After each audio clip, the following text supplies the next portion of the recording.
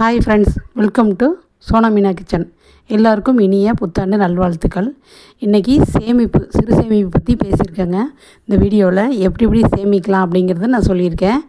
பாருங்கள், சிறு துளி பெருவெள்ளங்க, அதுதான் அதோடய டைட்டிலே. நடுத்தர குடும்பமும் நம்ம எப்படி சேமிக்கலாம் அப்படிங்கிறது தாங்க இதோட கான்செப்டே. எப்படி சேமிக்கலாம், இதில் மிச்சப்படுத்தலாம் அப்படிங்கிறது நான் சொல்லியிருக்கேன். இப்போ ஃபஸ்ட்டு நம்ம ஒவ்வொன்றா பார்த்துட்டு வரலாங்க. இப்போ உண்டியல் தான் ஃபஸ்ட்டு சேமிப்பு. உண்டியலில் நம்ம கிடைக்கிற காசு, நம்ம எங்கேயாவது கடைக்கு போய்ட்டு வந்தோன்னா மிச்சம் சேஞ்சு வர சில்லறை எல்லாத்தையும் அதுக்குள்ளே உள்ளே போட்டு சேமிச்சுட்டே வரணுங்க. நம்ம கை கிடைக்கிற காசு மிச்சம் இருக்குது, அந்த மாதிரி காசெல்லாம் ஒரு உண்டியலில் போட்டு, அது இந்த மாதிரி சில்வர் உண்டியல் நான் வாங்கி வச்சுருக்கேன். அதில் போட்டுக்கிட்டே வரேன். நான் சில்லறையும் காசும் போடுவோம், நோட்டும் போடுவேங்க. அதில் நீங்கள் வேணால் போட்டு வச்சுக்கலாம். வருஷத்துக்கு ஒரு வாட்டி எடுத்து எண்ணி பார்த்தீங்கன்னா அது ஒரு தொகை நமக்கு சேமிப்பாக கிடைக்கும். இந்த மாதிரி சேமிச்சு அது எவ்வளோ ரூபா வருதுன்னு நமக்கு தெரியாதுங்க. அது சர்ப்ரைஸாக இருக்கும் ஒரு வருஷத்துக்கு ஒருக்கா ஓப்பன் பண்ணும்போது. இந்த மாதிரி சேமித்து பாருங்கள். இது நமக்கே இது எவ்வளோ வரப்போகுது அப்படிங்கிறது நமக்கு தெரியாது. ஃபஸ்ட்லேருந்து போட்டு வரும்போது ஓப்பன் பண்ணி எண்ணும்போது நிறைய இருந்துன்னா மனசுக்கே ஒரு சந்தோஷமாக இருக்குதுங்க, இவ்வளோ சேர்த்துட்டோமான்னு சொல்லிட்டு. இந்த மாதிரி உண்டியல் சேமிப்பு முறையை கடைபிடிச்சு பாருங்கள். அந்த காலத்துலேருந்து இந்த காலம் வரைக்கும் மண் உண்டியல், இந்த மாதிரி சில்வர் உண்டியலில் தாங்க நிறைய சேமிக்கிறாங்க. இந்த மாதிரி முதல் சேமிப்பே உண்டியலில் தான் இருக்கணும். ரெண்டாவது நம்ம பார்க்க போகிறது முதல் செலவே சேமிப்பு தாங்க. நம்ம சம்பளம் வாங்கினோடனே உப்பு, பூவு, ஸ்வீட்டு அதெல்லாம் வாங்குவோம். அதெல்லாம் வாங்கினது போக ஒரு 1000 ரூபா காசுனாவது எடுத்து வச்சிடணுங்க. அதை முதல் செலவாக நினச்சி நம்ம எடுத்து வச்சிடணும். ஒரு 15,000 சம்பளம் வாங்குறவங்களா இருந்தாலும் சரி, 20,000 வாங்குறவங்களா இருந்தாலும் சரிங்க, நம்ம ஒரு 1000 ரூபாய் எடுத்து தனியாக வச்சிடணும். வச்சுட்டோன்னா அது உங்களுக்கு கைக்கு நம்ம எப்போதும் இருந்துக்கிட்டே இருக்கும். அது செலவாயிடுச்சு, முதல் செலவே சேமிப்புங்கிற மாதிரி அந்த 1000 ரூபாய் நம்ம எடுத்து வச்சிடலாம். எல்லா குடும்பத்துலேயும் அவ்வளோ சேமிக்க முடியுமாங்கிறது தெரில. ஒவ்வொரு குடும்பத்தோட செலவு பொறுத்து தான் இருக்குது சேமிக்கிறதெல்லாம். அடுத்து தங்க நகை, அதுதான் அடுத்து. எல்லாருமே தங்க நகை சேமிப்புக்குன்னு ஆசைப்படுவோம். ஆனால் தங்க நகையாக பொம்பளை பிள்ளைங்க வச்சுருக்கோம் அப்படின்னா தங்க நகையாக எடுக்கிறத விட காயின் எடுக்கிறது ரொம்ப நல்லதுங்க. ஏன்னா பிள்ளைங்க நாளைக்கு டிசைன் பிடிக்கலன்னு சொன்னாங்கன்னா வேஸ்ட், அது சேதாரம் செய்யக்கூடியலாம். நீங்கள் காயினாக எடுத்து வச்சுட்டு அந்த பசங்களுக்கு திருப்பி பண்ணும்போது ஈஸியாக இருக்க மாதிரி இருக்கும். உங்களுக்கு அதே ரேட்டுக்கு எடுத்துக்குவாங்க. அடுத்த சேமிப்பு RD, FD, LIC, health insurance அப்படி பார்க்கலாங்க ஒன்று ஒன்றா. ஆனால் அது நான் விரிவாக எல்லாம் சொல்லலை. இதெல்லாம் இப்படி சேமிக்கலாங்கிறத நான் சொல்லியிருக்கிறேன். போஸ்ட் ஆஃபீஸ் சீட்டு போடலாம். இப்போ இதெல்லாம் இவ்வளோ இருக்குது சேமிப்பு. நம்ம ஒவ்வொன்றா பார்த்துக்கிட்டே வரலாங்க. இப்போ ஆர்டி 500 ரூபாயிலேருந்து ஸ்டார்ட் பண்ணலாம். எந்த பேங்க்கில் வேணாலும் போடலாங்க. நம்ம 500லேருந்து எவ்வளோ ரூபா நம்மளால் போட முடியுமோ அது போட்டுட்டு வரலாம். இந்த பசங்களுக்கு ஸ்கூல் ஃபீஸ் கட்டுறதுக்கு இல்லைன்னா எதுக்காவது டக்குன்னு நம்ம எடுத்துக்கலாம். அப்படி எடுக்கிற மாதிரி இருக்கிறதாங்க இந்த RT. எஃப்டிங்கிறது fixed deposit.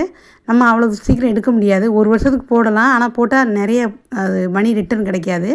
Long time போட்டிங்கன்னா தான் வட்டி நிறைய கிடைக்கும். அதுவும் பேங்க்கில் உள்ளது தாங்க. அடுத்து எல்ஐசி போடுறது ரொம்ப நல்லது.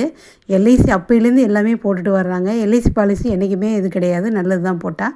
ஹெல்த் இன்சூரன்ஸ் போட்டிங்கன்னா அது நமக்கு ரிட்டன் வருங்க. நம்ம ஹெல்த் எங்கேயாவது போகிறோம், கொஞ்சம் பெரிய செலவு பண்ணிட்டோன்னா ரிட்டன் கொடுப்பாங்க. அதுலேயுமே மணி சேவிங் நிறையா பண்ணலாம். அப்புறம் உங்களுக்கு போஸ்ட் ஆஃபீஸ் பண்ணலாங்க. அது நம்பிக்கையாக இருக்கும் உங்களுக்கு. போஸ்ட் ஆஃபீஸில் வட்டி கம்மி தான், ஆனால் நம்மளுடைய அசல் மோசம் போகாது, கரெக்டாக நமக்கு கிடச்சிரும். அதுபோல் சீட்டு, ஏழை சீட்டு நடத்துகிறவங்கள்ட்ட போடலாங்க. ஆனால் நம்பிக்கையாக இருந்தால் மட்டும் சேருங்க, இல்லைன்னா போடாதீங்க. நம்பிக்கையாக இருந்தால் மட்டும் போடுங்க. அடுத்து நம்ம செய்ய வேண்டியது மளிகை சாமாங்க. மளிகை சாமான் மொத்த கடையில் வாங்கணும். மொத்த கடையில் வாங்கும்போது உங்களுக்கு ரேட்டு கம்மியாக இருக்கும். அதே டைம் நம்ம வீட்டில் உள்ள பொருள் என்னென்னு தெரிஞ்சுக்கிட்டு இல்லாத பொருளை மட்டும் ஒரு லிஸ்ட் எழுதி எடுத்துகிட்டு போகணுங்க. அது மட்டும் வாங்கணும். அது தவிர நிறைய பொருள் வாங்கிட்டோம்னா நமக்கு மாதம் காசு வேஸ்ட் ஆகுங்க. நமக்கு வாங்கிட்டு வந்த பொருளை ரிட்டர்ன் வாங்கிட்டு வந்து அது வண்டு வச்சு வேஸ்ட் ஆகுறதுக்கு கரெக்டாக வாங்கிட்டால் ரொம்ப நல்லாயிருக்கும். அடுத்து பால் குளிர்காலத்தில், மழை காலத்தில் அவங்களுக்கு தகுந்த மாதிரி வாங்குவாங்க. 1/2 லிட்ரு, 1 லிட்ரு அந்த மாதிரி. நம்ம 1 லிட்ரு வாங்குறவங்க 1/2 லிட்ரு வாங்கினோன்னா அந்த 1/2 லிட்ரு காசு செலவாயிடுச்சுன்னு நினச்சி ஒரு சேமிச்சுக்கிட்டே வந்தால் அது ஒரு சேமிப்பாக நமக்கு கிடைக்குங்க.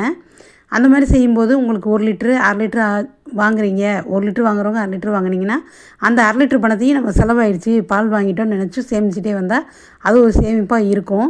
அடுத்து காய்ங்க. காய் சூப்பர் மார்க்கெட் வாங்குறத விட சந்தை, மொத்த கடை அந்த மாதிரி கடையில் வாங்கணுங்க. மொத்த காய் கடை இருக்கும்ல, அதில் வாங்கணும்.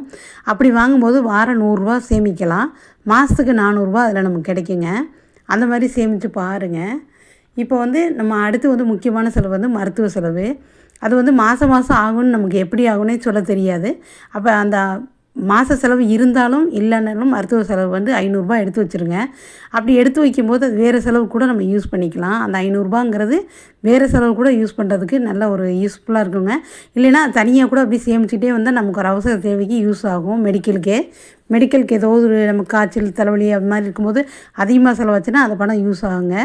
கட்டாயம் அதுக்கெல்லாம் எடுத்து வைக்கணும். மணி வந்து எடுத்து வச்சிட்டோம்னாவே நம்ம வந்து எங்கேயும் அலைய வேண்டாம், பணத்துக்கு அலைய வேண்டாம். இதுவும் ஒரு சேமிப்பு மாதிரி தான். செலவானால் அந்த மாத செலவு, இல்லைன்னா வரவுங்கிற மாதிரி வச்சுக்கணுங்க. அப்புறம் சிலிண்டரு கரண்ட் பில்லு வந்து நம்ம 2 மாதத்துக்கு ஒருக்கா பண்ணுறது தான். அது சிலிண்டரும் கரண்ட் பில்லும் நம்ம வந்து 2 மாதத்துக்கு ஒருக்கா பண்ணுறதுனால மிச்சம் தான் ஆகும் கட்டாயம். அரிசி வந்து மொத்தமாக வாங்குறது நல்லதுங்க. கிலோ 1 கிலோ வாங்குறத விட மொத்தமாக நீங்கள் வாங்கிக்கோங்க. இப்போ அடுத்து பார்க்க போகிறது என்னென்னா, உங்களுக்கு வீட்டிலையே இட்லி பொடி, மிளகுத்தூள், அப்புறம் வந்து இட்லி மாவு, மிளகாய்த்தூள், குழம்பு மிளகாய்த்தூள் எல்லாம் நீங்கள் ரெடி பண்ணி வச்சுக்கிட்டிங்கன்னா எப்படியும் 1000லேருந்து 2000 வரைக்கும் மிச்சப்படுத்துகிறாங்க. ஆனால் அது ரொம்ப கஷ்டம்னு நினைக்கிறாங்க. அப்படி கிடையாதுங்க. வீக்கெண்டில் ஒரு நாள் பண்ணி வச்சிட்டா கூட அது 1 மாதத்துக்கு உங்களுக்கு வரும். இது வந்து வீட்டிலே இட்லி பொடி நான் செஞ்சு வச்சுக்குவேங்க எப்போதுமே. நம்ம 10 ரூபாய்க்கு வாங்குறது வந்து ரொம்ப கம்மியாக இருக்க மாதிரி இருக்கும். ரெண்டாவது அவங்க என்ன செய்கிறாங்க எதுன்னு தெரியாது, கலர் போடுறாங்களா என்ன எதுன்னு தெரியாது. இந்த மாதிரி செஞ்சோன்னா நிறைய குவான்டிட்டி நமக்கு கிடைக்குங்க. இட்லி பொடி நம்ம வீட்டிலே செஞ்சு வச்சு பாட்டிலில் ஸ்டோர் பண்ணி வச்சிட்டிங்கன்னா 6 மாதம் வரைக்கும் அதனுடைய காரம் எல்லாம் போகாமல் சூப்பராக இருக்கும். நம்ம வீடியோ சேனலில் இருக்குதுங்க இந்த மாதிரி பொடி வீடியோ, இட்லி பொடி வீடியோ வேணுன்னா பாருங்கள். உங்களுக்கு நல்லா சிம்பிளாக இருக்கும். ஒவ்வொரு டம்ளர் எடுத்தாவே நிறைய பொடி நமக்கு அதுலேருந்து நிறைய கிடைக்குங்க. அடுத்து வந்து மிளகு பொடி வந்து கடையில் வாங்குகிறாங்க. அது பதிலாக இந்த மாதிரி லைட்டாக சூடு காட்டி நல்லா வறுத்துட்டு பொடி பண்ணி வச்சுட்டோன்னா நம்ம அந்த மாதிரி எக்கு ஆம்லேட்டு அந்த மாதிரி போடும்போதெல்லாம் மிளகு பொடி அது மாதிரி வாங்க வேண்டிய அவசியம் இல்லைங்க. அது எது போட்டு அரைக்கிறாங்க கலப்படமானு தெரியறத விட விலையும் கூட இருக்கும். நம்ம மிளகு தூளாக வாங்கும்போது நம்ம மிளகா வாங்கிட்டு பொடி பண்ணி வைக்கும்போது நல்ல நமக்கு இது குவான்டிட்டியும் கிடைக்கும், நமக்கு அதில் சேமிப்பும் கிடைக்குங்க.